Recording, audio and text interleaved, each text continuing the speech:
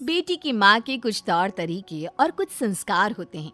बेटी का घर बसे या फिर उजड़े, ये तो बेटी की माँ पर ही निर्भर करता है। लेकिन क्या हो जब माँ हो कुछ ऐसी? क्या करूं, बेटी की माँ हूँ। हर पल उसकी चिंता मुझे सताती रहती है। अरे अपने कलेजे के टुकड़े को कैसे अलग कर दूं? हाँ जी, मैं भी समझती हूँ। मेरी भी एक बेटी है जिसकी शादी हो गई है। लेकिन बहन जी, आप समझिए तो। क्या समझू समधन जी? वैसे सही बोल रही हैं आप भी बेटी की माँ है।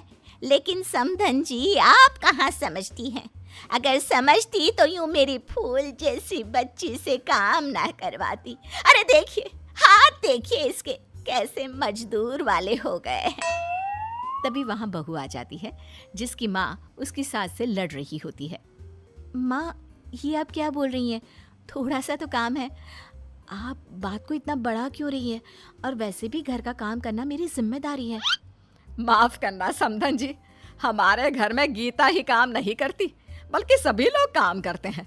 और गीता ने थोड़ा ज्यादा काम कर भी लिया तो क्या हुआ? वो अब इस घर की बहू है और इस घर को संभालना चाहती है। बहू है तो क्या हुआ? इसका मतलब ये थोड़ी ना कि उसे नौकरानी बनाकर रखो है। देखिए देखिए क्या सूरत हो गई है बच्ची की। समधन जी, आप ये क्या बोल रही हैं?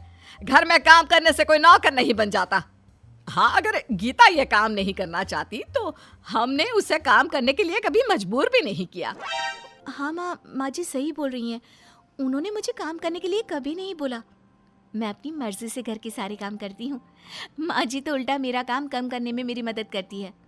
माँ प्लीज मेरे घर के मामले में दखल मत करो ना।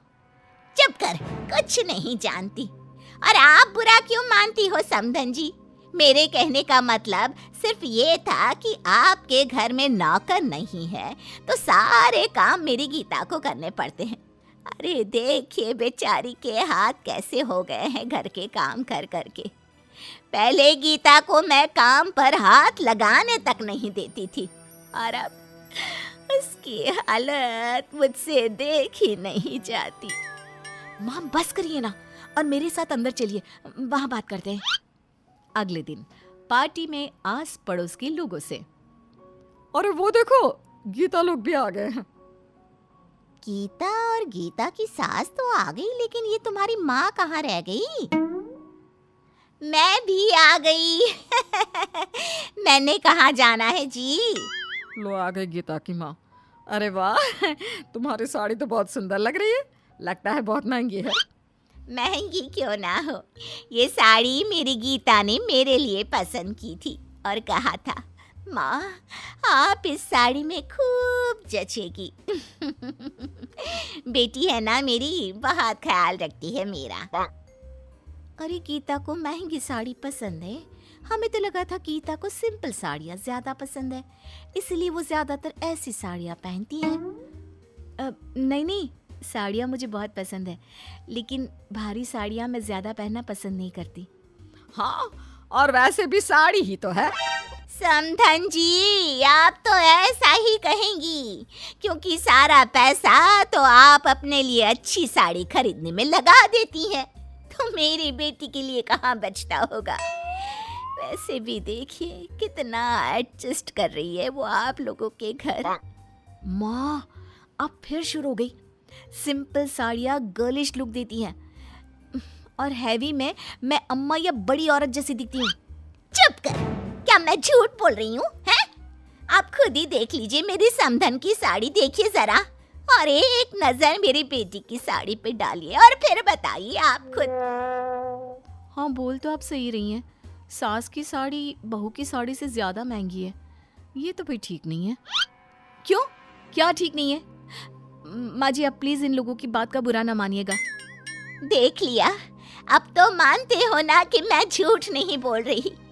जब तक मेरी बेटी मेरे साथ थी वो महंगे और ब्रांडेड कपड़े पहनती थी, और शादी के बाद की हालत तो आपके सामने ही है।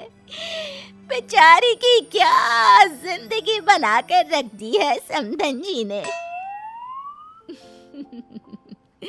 ऐसे ही गीता की माँ हर जगह हर समय गीता की सास की बेइज्जती और उनके साथ बदतमीजी करती ही रहती है। लेकिन एक दिन, आप हमारा दिया हुआ कोई तोहफा क्यों नहीं लेती?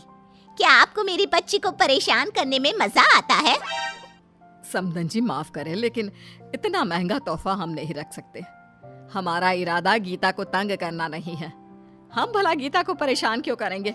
वो बहू है इस घर की, बीवी है मेरे बेटे की। यही तो बहुत बड़ी प्रॉब्लम है कि वो आपके इस फटीचर से घर में रहती है आपकी बहू बनकर। न तो यहाँ एसी, ना वॉशिंग मशीन और ना ही एक अच्छी कार जिसमें बैठकर मेरी बेटी आराम से यहाँ वहाँ आ जा सके। इस घर में मेरी बेटी को सिर्फ दर्द और एडजस्टमेंट ही मिलेगा। उसे कुछ भी उसकी पसंद का नहीं मिलेगा। समधन जी, हम अपनी तरफ से पूरी कोशिश करते हैं कि बहू को कभी किसी चीज की कमी ना हो और वो हमारे साथ खुश रहे। आपकी हरकतों से हमें सच में बहुत दुख होता है। दुख माय फुट!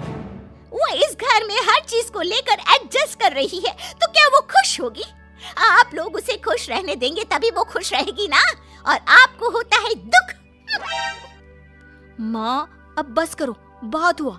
आपको कुछ भी पता नहीं है और आप बस बोले ही जा रही हो। आप क्या जानो फैमिली कैसी होती है? आपको कैसे पता चलेगा?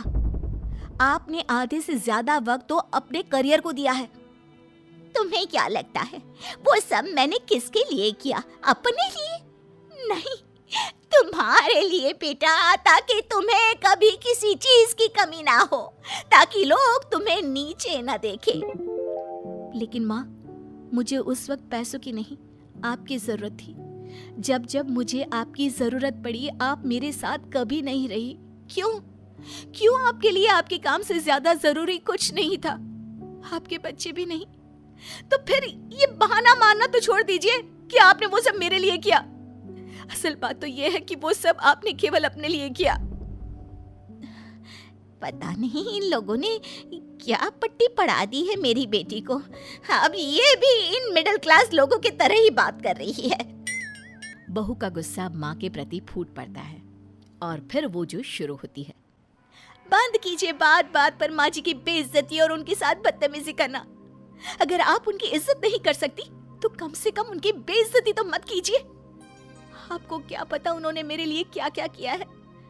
आप जानती हैं, पिछले महीने मुझे बहुत तेज बुखार था और माँ जी ने उस वक्त 1 हफ्ते तक मेरा इतना ख्याल रखा, मेरे पैर बिस्तर से नीचे नहीं पड़ने दिए। काम तो दूर की बात है। ये है मेरी फैमिली जिसकी आप भर भर के बेइज्जती करती है, और ऐसी है मेरी सास जिनके साथ आप बदतमीजी से पेश आती है। वो बस चुप इसलिए है क्योंकि वो आपकी इज्जत करती हैं, इसलिए उनकी चुप्पी का गलत फायदा मत उठाइए।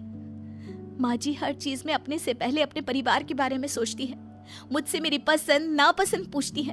क्या आपने कभी मुझसे पूछा कि मुझे क्या पसंद है और क्या नापसंद? इसलिए दूसरों पर इल्जाम लगाना छोड़ दीजिए मम्मा। भले ही मेरे परिवार के पास आपकी तरह बड़ी गाड़ी ना हो, नौकर वगैरह ना हो, लेकिन उनके पास मुझे प्यार करने का, मेरे ख्याल रखने का, मुझसे 2 बातें करने का टाइम जरूर है, जिससे मैं बहुत खुश हूँ। इसलिए आप बार बार माँ जी से बदतमीजी करना बंद कीजिए और वो रहा रास्ता आप जा सकती हैं। बेटा, ऐसे बात नहीं करते माँ से। नहीं समधन जी, वो सही कह रही है।